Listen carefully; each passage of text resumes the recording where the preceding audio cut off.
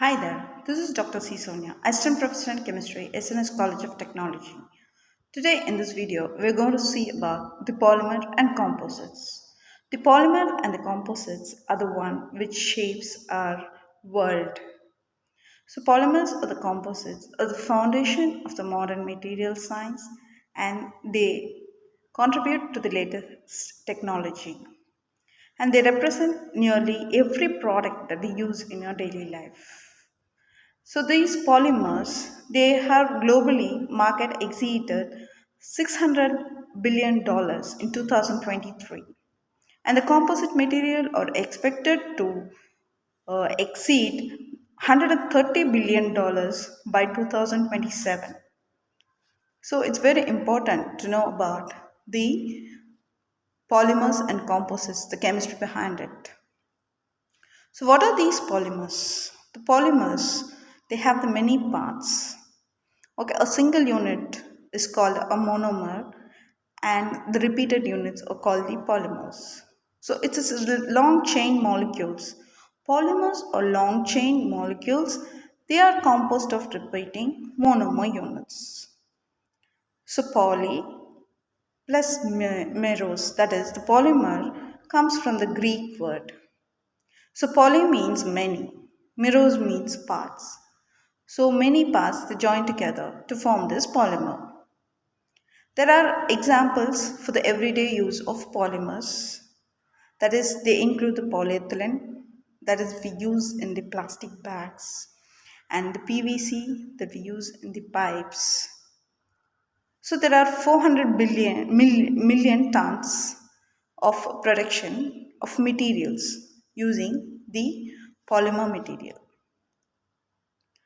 So polymers they can be broadly classified into natural and synthetic polymers. So what are these natural polymers? These polymers they occur naturally.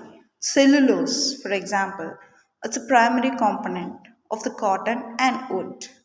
So it is a polymer and proteins like silk and wool or complex amino acid chains. So these all constitute of the polymers and also the natural rubber comes from the tree latex. So these are the natural polymers that occurs and we are aware of it. And the synthetic polymers, they are the man-made. That is, we do have different types of synthetic polymers which we commonly use in your day-to-day life. They are polyethylene, is the most common plastics that we use in our day-to-day life that is used in packaging. And you are aware of nylon, which was the first synthetic fiber. So next is the polyester. Polyester is used in the textiles and in also in bottles. So these are the synthetic polymers.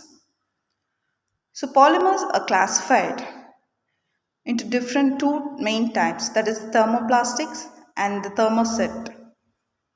So thermoplastic and thermoset, they have a different characteristics.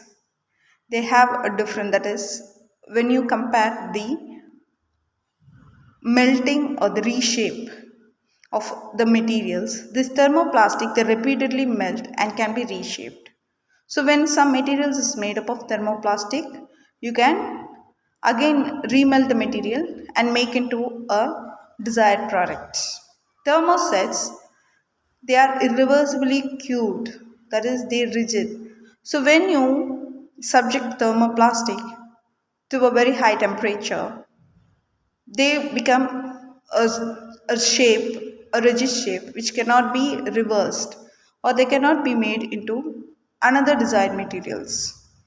So the properties, when you compare the properties of these, the thermoplastics are recyclable, flexible when heated.